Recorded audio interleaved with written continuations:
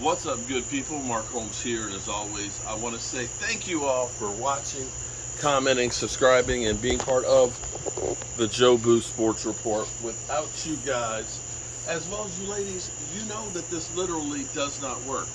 Man, that shit was crazy. You may have been on the live stream we were doing, and we had a power failure. So it was like, boom, everything went out.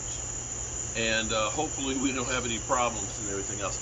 The whole neighborhood went dark for a while, and we were in the middle of the fourth quarter, just beginning the fourth quarter, where the Cowboys were up 27-14 against the Eagles, and Philly had some hope before the Cowboys scored two more times. But be that as it may, here's the thing. That game, I re-aired that live stream because Philly 500 has visions of grandeur, and it's amazing to me how the Eagles say, oh, that game didn't count.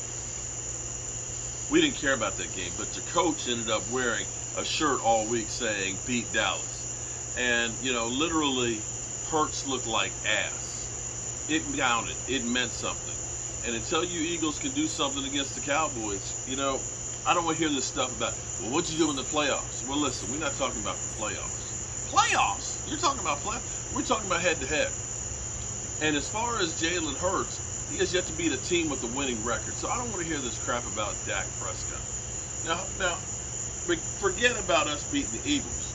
I want to actually get into that game for where we were as a team. One, Connor Williams had 3 penalties in that game for holding. Now, one of them was a bullshit one, but still, 3 penalties. 2, Zeke Elliott averaged 5.3 yards a carry. Tony Pollard averaged 5.8. Okay? Zeke had like 90 yards. Tony Pollard had like 60.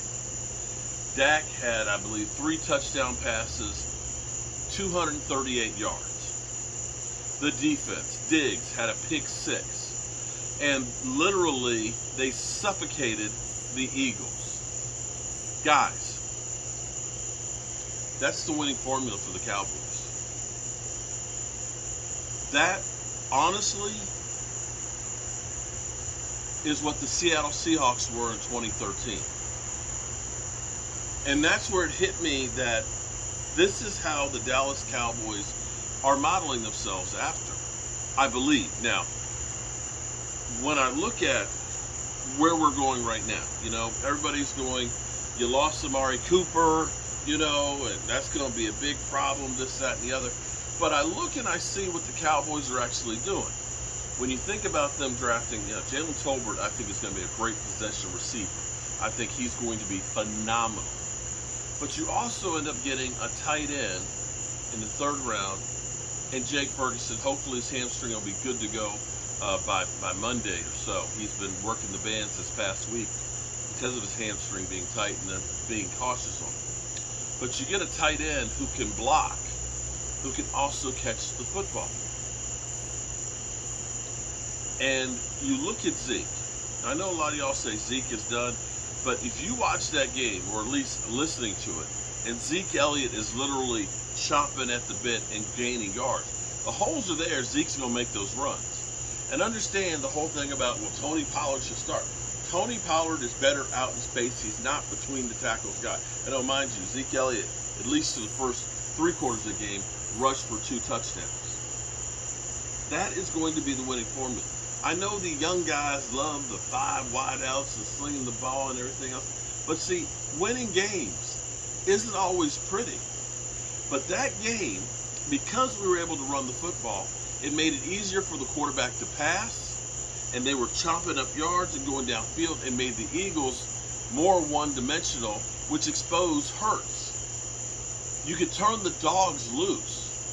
And that, my friends, is exactly what they want to do with this defense. This defense is going to be a 3-4, most of the time, defense that's going to have fast linebackers that's going to be hitting you from all different directions. Not necessarily with blitzes. They're going to have 3 down linemen that are going to be beasts. And they're going to have fresh legs going after you. And Micah Parsons, D-Law, Dorrance Armstrong, Sam Williams, bash them. They are going to come and hit you and force you into mistakes, much like the Cowboys did in that game against the Eagles. I know Philly 500 is going to talk his smack, and I believe I understand what that is about now, because he's realizing that we done wrote a check that we're not sure we're going to be able to cash. And I better get my licks in now while I can before shit goes south.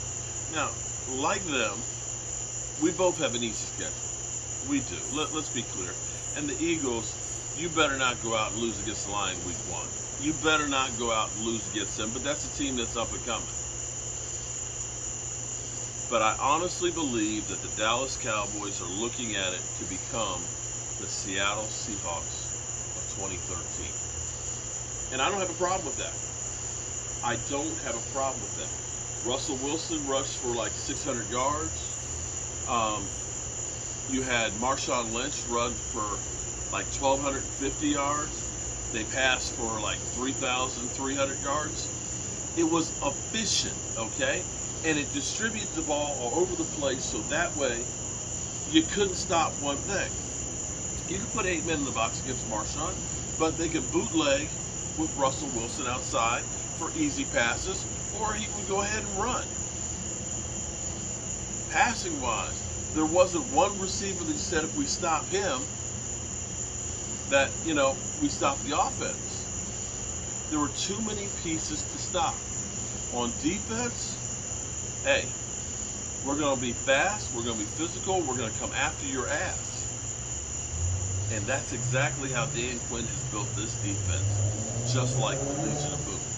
I don't have a name for it right now. I know we had Legion of Doom when we had Chris Richard, but that didn't work out too good because you still had old man Rod Marinelli who said, no, we're a bend and break, we're not aggressive.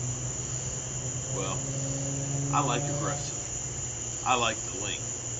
And until proven differently, I like the way this Dallas Cowboys team is getting built.